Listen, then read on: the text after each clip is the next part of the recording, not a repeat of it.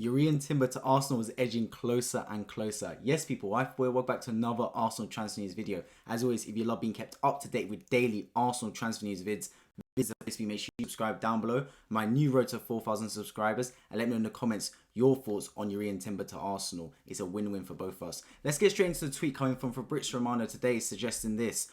Arsenal getting closer to completing Jurrien Timber deal. Sources feel it will be done next week. Negotiations at the final stages since Thursday. More positive contacts took place. Payment terms being discussed with Ajax, and then time for the medical. So we're getting closer and closer with Timber, right? And it is a deal that, to be fair, has progressed fairly rapidly, I'd say. Because when the deal first came through and we first knew about it, right? It came out of the blue. I remember covering a video on this channel, a David Ornstein bomber, as they call it, on an evening where there was no real Arsenal news. Obviously, we were talking about Declan Rice at the time and Kai Havertz. But then, out of nowhere, Jurrien Timber tweet came through, and it seemed that the bid, I mean, I said at the time, guys, I said, this is a deal that could go through. Even though it was the first time we were hearing about this bid, I saw the way the tweet was structured. I saw the way Arsenal attacked this bid with a very nice offer of 30 million, and the fact that Ajax were willing to sell, and it seems to just progress and progress since. And although we haven't heard any concrete rumours about a second bid or third bid, it seems orally at least terms have been ironed out, and Arsenal and Ajax are moving towards a mutual ground where a deal can be made. Timber wants to move, we know this. He hasn't come back to Ajax training since coming back from holiday.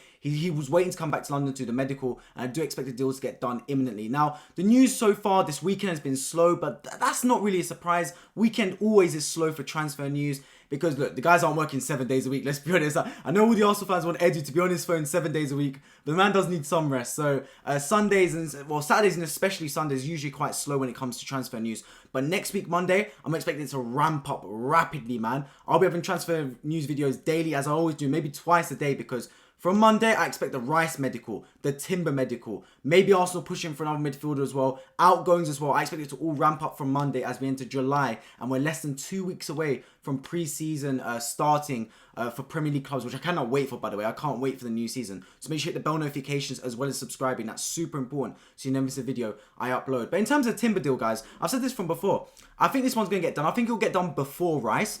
But only done before Rice because I think that it's a slightly easier deal than Rice. Rice is 105 million. There's a lot of like finicky bits with the deal, with the whole payment structure, with the fees already agreed, but the whole payment structure, the bonuses for Rice, the bonuses for the agent. Whenever you got big transfers in terms of the transfer fee, it always takes a little bit longer to process just because of a lot of details that go into it. The Timber deal, I think, will get done alongside the Rice deal. I think Arsenal working on them simultaneously, but I think it will be slightly easier to get done. And I'm a massive fan of this signing, Jurrien Timber. I mean, you're looking at someone that is a captain of Ajax at only 21 years of age, has got experience in the Eredivisie, in the Champions League, etc. He came out with a quote, I think it was last year actually, but he's definitely doubled down on it recently, basically saying that if Ajax aren't winning, if I'm not winning, I'm disappointed. Obviously, Ajax did not win the Eredivisie last season. It went to final, Dan. He came out saying he was disappointed, saying that he wants to win things and he needs to build a culture of winning things. And I think that suits Arsenal. Look, Mikel Arteta has gone for a stance of building a youth project around Arsenal. But people always say that when you have youth, you sacrifice the experience and sometimes the veteran leadership. And it proved, because last season, from the start of the season, August, up until, I want to say March and even a little bit of April, we were golden. We were doing really well. We were cooking. We were firing on all cylinders. We were accumulating points. But as soon as the crunch time came, as soon as the pressure mounted, as soon as the graphic on Sky Sports showed race for the title, as soon as the international break finished, we crumbled a little bit. The pressure got to our heads and we couldn't quite take it over the line and win the title. It was one of the biggest bottle jobs in Premier League history. I think we're on top of the table for 80-90% of the season.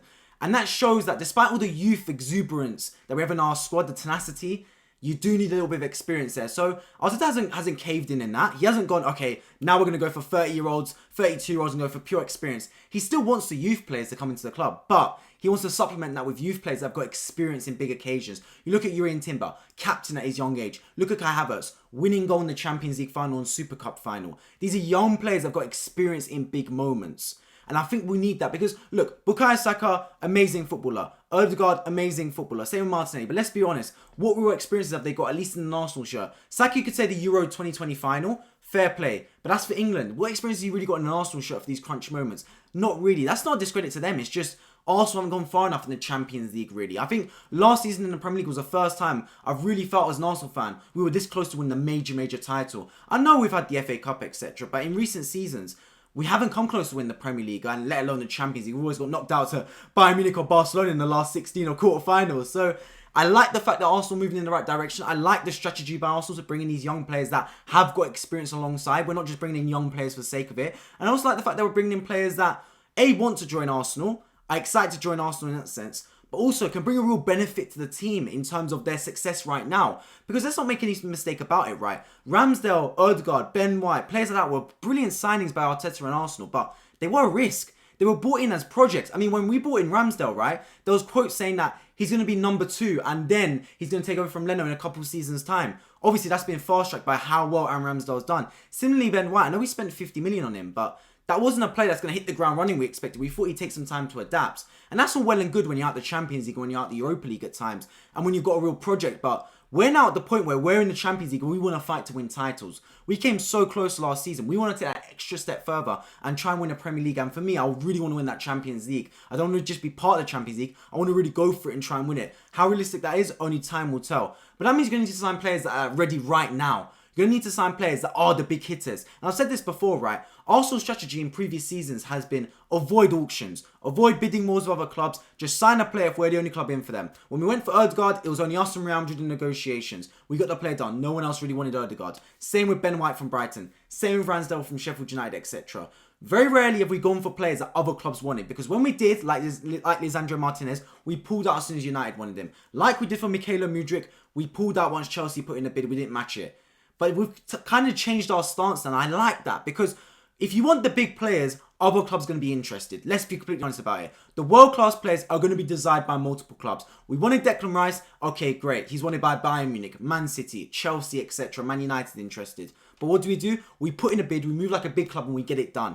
The Jurrien Timber deal. Now, I haven't heard many other clubs really going hard on Jurrien Timber. We know United were interested last summer in January. There was concrete talks with Erik ten Hag potentially trying to sign Jurrien Timber. Of course, he was the Ajax manager and the manager of Jurrien Timber previously prior to joining Manchester United. That hasn't really developed since then. Maybe them signing Lisandro Martinez has cooled that down a little bit. I'm not too sure.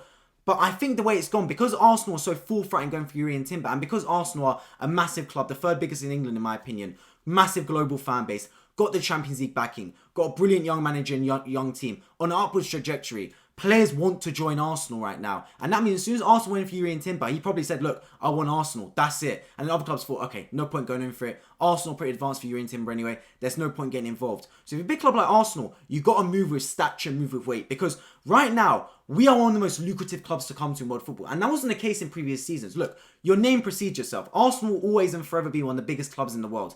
It's just the way it is. You could go to any place on planet Earth, you will find Arsenal fans. It's just the way it is. Arsenal's a massive football club, especially in Africa as well. I think in terms of Premier League clubs in Africa, Arsenal's the biggest club ahead of Manchester United and Liverpool. It's humongous over there. Arsenal's got a massive global fan base. Asia, Africa, North America, as I said, South America, Europe, everywhere on planet Earth. So players want to join Arsenal in that sense. Global dominance. Also, with the Champions League backing now, we've got an extra little impetus, an extra little advantage and incentive to join Arsenal Football Club. Because, make no mistake about it, no matter how big a club Arsenal Football Club is, right? If we went for Declan Rice last season, there's absolutely no chance we're getting him. He's going Bayern Munich or going Man City. He's not going to Arsenal if we're not in the Champions League. But now we're in the Champions League, we need to exercise our right to sign these top players now. Because you can't get complacent in football. You've reached the Champions League, but once you push a barrier, an even bigger barrier forms, right? It's like cascading walls. It's getting into the Europa League, that's the first barrier. Then it's even harder to get into the Champions League. Then it's even harder to try and win the title and win the Champions League, etc. Each obstacle is harder than the one before. It's a steeper cliff, man. You got to get over it. It's much harder. And that means you've got to make the right purchases. And you can't get complacent. Arsenal can't sit there and go, you know what? We made Champions League with this squad. It's a young squad anyway. Let's just run it back next season. It doesn't work like that. Because look at Liverpool, for example. Came so close to win the quadruple the season before. They probably sat there and went, you know what? We're this close to win the quadruple. Let's just try again next season, run back the same team. And then look what happened. Look what happened. They finished outside the Champions League spots. Even though it's pessimistic of Liverpool fans, will not have once fathomed the potential for them to finish out the Champions League spots. Now, that won't hinder Liverpool signing the top talents, in my opinion, but it might a little bit. I think players would rather play Champions League than Europa League. Do you get what I mean? And it can have a knock-on effect. I already spoke about Kylian Mbappe in my last video to Arsenal, right? And people saying, oh, Mbappe would never come to Arsenal. And I disagree. Look, I do think Mbappe will most likely go to Real Madrid. I do think that's the case. But if Arsenal got Champions League football next season again, if Arsenal either win the title or become close to winning the title again next season, why wouldn't Mbappe join Arsenal if he comes to the Premier League? Obviously, if he goes to Real Madrid, that's something different. But let's assume he wants to come to the Premier League. Because Man City could get him, yes, but they've got Erling Haaland. Will they get Haaland and Mbappe? Seems a bit far-fetched. Liverpool, yes, maybe. But if they're out the Champions League, potentially not. United, yes, potentially as well. But it makes sense to come to Arsenal. I don't get why people rule out Arsenal. People just assume this is the Arsenal previous seasons that won in the Champions League, scraping Europa League spots. This is a different Arsenal Football Club now. Like, we came this close to win the league title last season to a team in Man City who are the best team in Europe by a country mile. They're just on the treble and three-peated in the Premier League. That team is unbelievable. And we were this close to win the title, playing beautiful football as well. This was not a fluke, us finishing second place in the Premier League. It wasn't just us going, hang on a minute, how did we get 80 points? It wasn't like that whatsoever. Those of you that watched Arsenal games, like I'm sure most of you did, week in, week out, will know that there was a clear system in place. There was a clear possession-oriented style. And we were not just beating teams on the score sheet. We were beating teams in all facets of the match, dominating possession, shots on target. We were having a choke hold of matches. And that means that we're a top club and we're moving in the right direction. I've said that from before. I think Arteta is really moving Arsenal in the right direction. Now you need to supplement with the right pieces. Because right now, this is a real team-oriented Arsenal Football Club. And that's real good. But you get to a stage sometimes where you just need a franchise player. They talk about it a lot in American sports, right? Having that franchise player. Like the Denver Nuggets won the NBA championships with Nikola Jokic. Kansas City won the Super Bowl because they've got Patrick Mahomes. Do you get what I mean? Who is Arsenal's franchise player? Is it Odegaard? Is it Saka? Is it Saliba? Yes, but are they someone that's going to be one of... Are they the top 5 players in world football? No. Are they top 10 players in world football? Maybe, but not really. A franchise player or that star player, that gold dust player in that team is a Thierry Henry. Do you get what I mean? More usually rather than... usually it's a striker, an attacking player. Someone that's going to bag you 25 goals a season. Someone that when you're lining up in a tunnel, you look to your left, you see that player line up and you think... I'm in for a long day today. That's who we need. And Mbappe is that player. Now, whether we can get Mbappe over the line, I'm not too sure. I do think he's going around 100. But we need someone of that sense. A Victor Osimhen, an Mbappe. Someone that strikes fear in the opponent. A 25 goal a season striker. Because I've said this before. Whether I said it on this channel or to friends, I'm not too sure. But I'll reiterate it either way. Tell me one time you've seen a team win the Premier League with a striker that hasn't scored more than 20 goals a season in the Premier League. I don't think it happens. I can't remember the last time it's really happened. Every team that wins the Premier League, their striker or their attacker, their main attacker, scores at least 20 goals a season. Who for Arsenal scored 20 plus goals in the Premier League? No one. I like the fact that it's distributed. I like the fact that we can attack from many facets. I like the fact that Saka will get you 10 plus goals. Martinelli will get you 10 plus goals. Odegaard, Gabriel Jesus will chip in. Xhaka from midfield chipped in last season. I like that. But you need the bagsman up front. It's very hard to win the league if you don't have that one gold dust striker up front. So if I look at it this way, right? We spent 200 million this window, basically, with Timber, Kai Havertz, and Declan Rice. I expect all those deals to go through. There's not been any real notable sales so far. Pablo Mari's gone for 6 million. I'll take the 6 million, but that's about it so far. I don't expect players like potentially Xhaka, Partey, maybe Balogun or Nketiah, Tierney, Rob Holding. I do expect players like that to potentially depart as well. So you're looking at maybe 100 million if we're being nice, recouped in earnings. So, for me, where do we go from there? Because I think, look, if we bring in those 3 players I mentioned, Timber, Rice, and Havertz, I want to look at a striker, a proper goal-scoring striker, and another midfielder. So, for me, if I was Arsenal, I'd want us to sign another midfielder this summer, especially if we do sell Partey and Xhaka. If we don't sell Partey, not necessarily, I don't think we'll need another midfielder just yet. But if we sell Partey and Xhaka, as it's looking likely, I want another midfielder. I spoke about Caicedo, Tchouameni, a player like that, for example. I have a video coming out on Onana as well, coming soon. Those type of players I want to bring in. And then I think next summer or in January, if we're moving like a massive club, bring in a proper goal-scoring striker, man. Proper striker. For me, I'm be honest right now, yeah? I love if we bring in an Ivan Toney in January. I know he's got his ban right now, can't play football, but he'll be back in January 2024. Whether Brentford want to sell, that's a whole other story. But at least test the waters with a bid. You never know.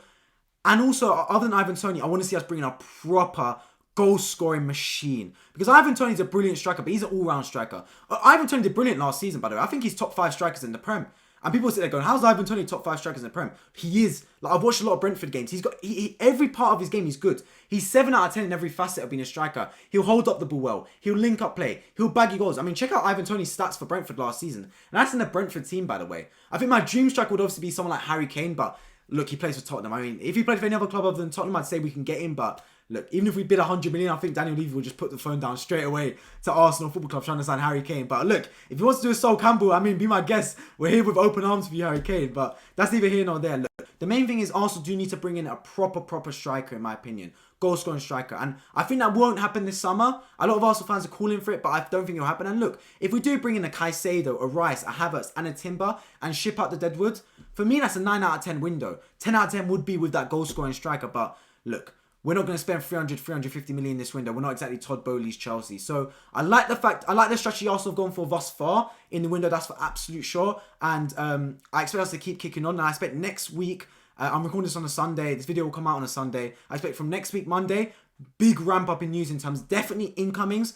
Timber and Rice to get done with medicals. I'll be keeping you guys up to date with videos as soon as that happens. But also potential outgoings from Arsenal Football Club. The likes of Partey, Xhaka. I do expect further developments in that sense for absolute sure. So make sure you subscribe down below, turn on bell notifications so you never miss a future video by myself. Let me know in the comment section your thoughts on this longer style video as well. So it's been about 15 minutes I've been recording for. Let me know if you prefer that or the shorter 8-minute videos as well. Drop a like down below so this video gets out to more people in the algorithm. And I hope to see you all in my next video.